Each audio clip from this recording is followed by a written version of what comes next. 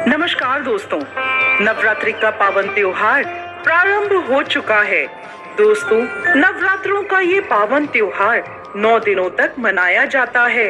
इन 9 दिनों में माँ दुर्गा के 9 अलग अलग स्वरूपों की पूजा की जाती है। नवरात्रि के पहले दिन माँ दुर्गा के शैलपुत्री स्वरूप की पूजा की जाती है, जिन्हें सती के नाम से भी जाना जाता है। माता शैलपुत्री की कथा के अनुसार एक बार प्रजापति दक्ष ने एक बहुत बड़े यज्ञ का आयोजन किया।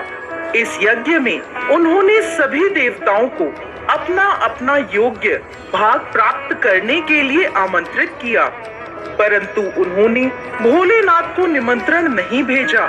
जब माता सती को यह ज्ञात हुआ कि उनके पिता एक अत्यंत विशाल यज्ञ का अनुष्ठान कर रहे हैं, तब उनका मन वहां जाने के लिए बेचैन हुआ। उन्होंने भोलेनाथ को अपने मन की सारी व्यथा बताई। भोलेनाथ बोले, देवी, प्रजापति दक्ष शायद हमसे किसी बात पर रुष्ट हैं, इसलिए उन्होंने सभी देवताओं को अपना अपना यज्ञ भार समर्पित किया है, परंतु उन्होंने हमें नहीं बुलाया, ना ही हमें कोई सूचना भेजी, इसलिए आपका वहां जाना उचित नहीं होगा। भोलेनाथ की यह बात सुनकर माता सती का मन शांत नहीं हुआ।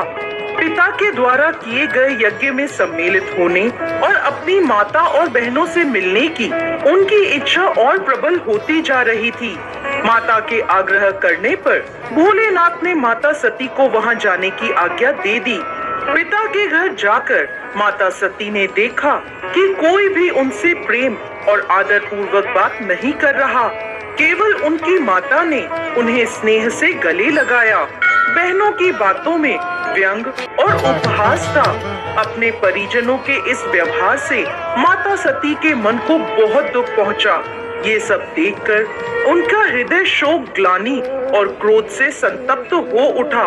वह सोचने लगी, भोलेनाथ की बात ना मानकर यहाँ आकर मैंने बहुत बड़ी गलती करी है। वह अपने पति के इस अपमान को सहन ना कर सकी और उन्होंने अपने उस स्वरूप को वहीं योगाग्नि से जलाकर भस्म कर दिया। इस दुखद घटना को सुनकर भोलेनाथ ने क्रोध में आकर अपने गणों को भेजकर दक्ष के उस यज्ञ का पूर्णतः विध्वंस करवा दिया। सती ने योगाग्नि द्वारा अपने शरीर को भस्म कर अगले जन्म में शैलराज हिमालय की पुत्री के रूप में जन्म लिया। माता शैलपुत्री का जन्म शिला यानी पर्वत से हुआ है, इसलिए इनकी पूजा अर्चना करने से जीवन में स्थिरता आती है। इनकी पूजा अर्चना से वैवाहिक जीवन सुखद हो जाता है और घर में सुख समृद्धि आती है। माता की पूजा अर्चना से मूलाधार चक्र जागृत हो जाते हैं।